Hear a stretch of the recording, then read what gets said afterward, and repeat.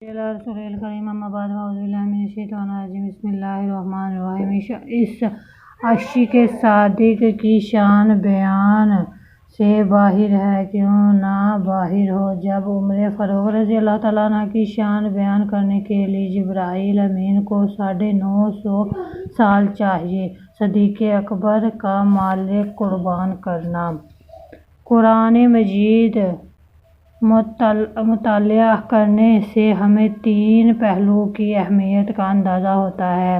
سب سے پہلے صحبت کے بارے میں قرآن کی تعلیم کا جائزہ لیں تو قرآن پاک نے صحبت کو ہر شے سے اعلیٰ اور ارفع قرار دیتے ہوئے اسے اپنانے کی تلقین کی۔ ارشاد فرمایا، اے ایمان والو، اللہ کا تقوی اختیار کرو، اللہ سے ڈرو، اس کا خوف دل میں پیدا کرو اور اللہ کے لیے پرہیزگار بنو، اور جو صدق والے ہیں ان کی صحبت میں آ جاؤ، ان کے ساتھ اور ان کی صحبت میں آ جاؤ۔ قرآن مجید میں ان آیات میں 3 باتوں کا ذکر کیا ہے۔ سب سے پہلے ایمان، پھر تقوی، پھر صادقین کی شرط بھی ایمان ہے۔ اگر دل میں ایمان نہ ہوگا تو پھر نیک کام انسانی زندگی میں داخل نہیں ہو سکتے ہیں۔ تو پہلی شرط ہے کہ ایمان ہونا شرط ہے۔ ارشاد فرمایا، لوگو، ایمان کی دولت سے بہروار ہو کر اللہ کے خوف کو دل میں جگہ دو، اللہ کے ڈر کو دل میں جگہ دو۔ تقوی اور پرہیزگاری اس کا نام ہے۔ انسان ہر گھڑی اللہ کے ناراض ہونے سے ڈرتا رہے۔ اگر تقوی کو 2 لفظوں میں سمجھنا چاہو اور اولیاء کرام کا خلاصہ عرض کرنا چاہو تو وہ یہ ہے کہ تقوی اسی شے کا نام ہے کہ بندہ ہر گھڑی اللہ کے ناراض ہونے سے ڈرتا رہے۔ اگر بندہ اللہ کے ناراض ہونے سے ڈرتا تو یقین جانیے تو پھر اللہ اس کا قدم غلط سمت میں اٹھا ہی نہیں سکتا۔ اگر یہ بات دل میں اتر جائے کہ وہ میرا محبوب حقیقی، وہ میرا رب، میرا مولا، میرے اس کام سے مجھ سے ناراض ہو جائے، اور اگر ناراضگی کا علم ہو گیا اور وہ اس ناراضگی سے اللہ کا بندہ ڈر گیا تو یہی تقوی ہے۔ جب اس کی ناراضگی کا خوف دل میں آ گیا تو از خود اس کی رضا کا لالچ بھی دل میں آ جائے گا۔ اور پیاری اسلامی بہنوں، دنیا میں لالچ بہت ہوتے ہیں۔ مال دولت کا لالچ بھی ایک لعنت ہے، شہرت اور ناموری کا لالچ بھی ایک لعنت ہے۔ اس دنیا میں اور بھی بہت سے لالچ ہیں، اور ہر لالچ دوسرے سے بڑا فتنہ اور لعنت ہوتا ہے۔ ایک لالچ ایسا ہے جس میں بھلائی ہی بھلائی ہے، برائی کا نام و نشان نہیں، اور وہ لالچ کیا ہے؟ اللہ تعالیٰ کو راضی کرنے کا لالچ۔ آپ جو میدانوں میں لالچ کر کے ایک دوسرے سے بڑھنے کی کوشش کرتے ہیں، اور ان لالچ میں حصہ لینے کی بجائے کیوں نہیں اس لالچ میں آتے کہ بڑھ کر میں مولا کو راضی کر لوں، یعنی یہ بھی ایک لالچ تھا۔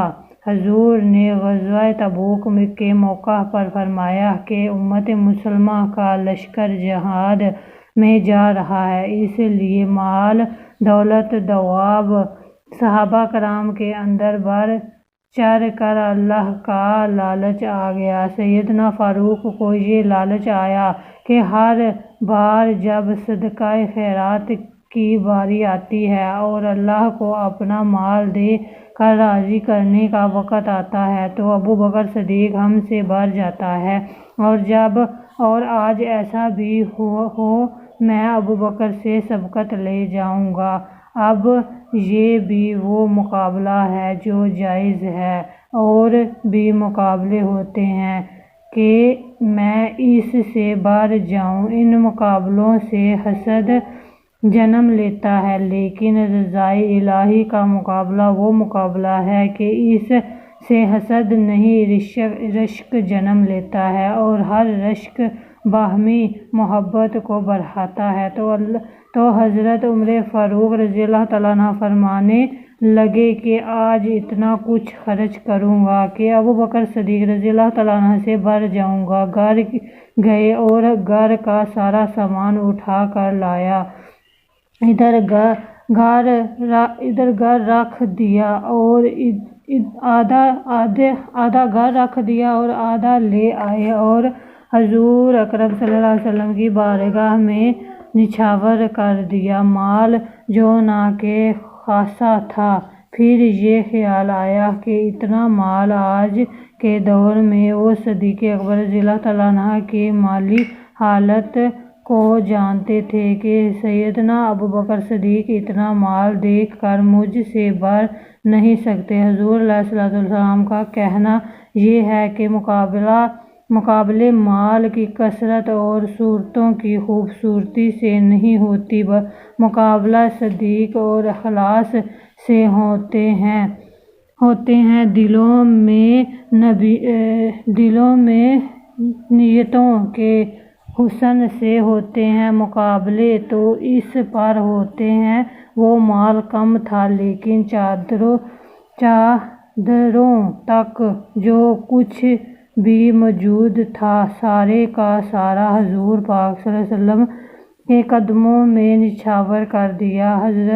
अब हुज़ूर ने सैयदना उमर फ़ारूक से भी पूछा कि क्या लाए हो और घर के लिए क्या छोड़ आए हो। फरमाया, हुज़ूर आधा इधर लाया हूँ और आधा घर वालों के लिए छोड़ आया हूँ। फिर शम्माए परवाना चिराग से भी यही सवाल पूछा कि अबू बकर घर वालों के लिए क्या छोड़ आए हो। फरमाया, हुज़ूर जो कुछ था इधर ले आया हूँ और घर वालों के लिए अल्लाह और उसका रसूल छोड़ आया हूँ। तो राज़ी करने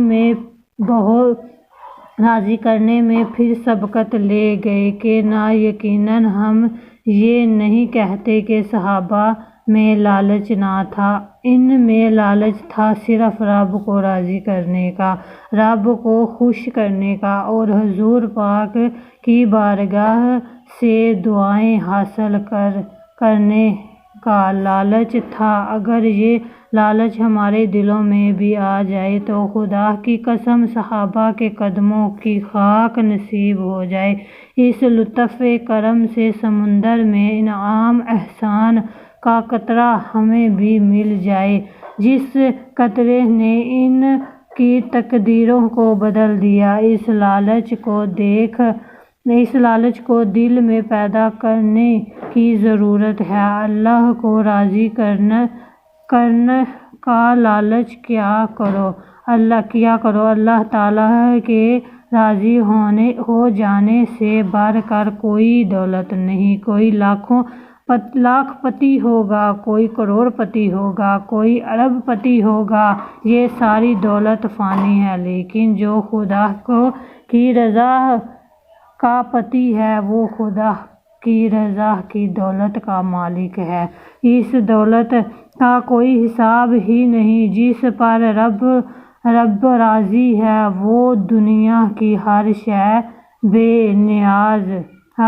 से बेनियाज है। फरमाया, तक़विया क्या है? तक़विया अल्लाह ताला को राज़ी करने का नाम है, लालच का और अल्लाह की नाराज़गी से बचने का नाम है। फरमाया, ईमान वालों, पहले शर्त ईमान को पूरा करो और फिर अल्लाह ताला से डरने वाले हो जाओ। तक़विये से दिलों को आरास्ता करो। जब ईमान और तक़विया दोनों चीज़ें आ जाएं तो फिर रब ताला इस पर खुसूसी इनामात फरमाता है और इसे रूहानी फ़यूज़ हासिल होते हैं। जब ईमान और तक़विये की शराइत पूरी हो चुकी होती है, फरमाया, तो फिर तलाश करो मेरे बंदे को जिसके दिल में सच्चाई है, जो सादिक वाले हैं।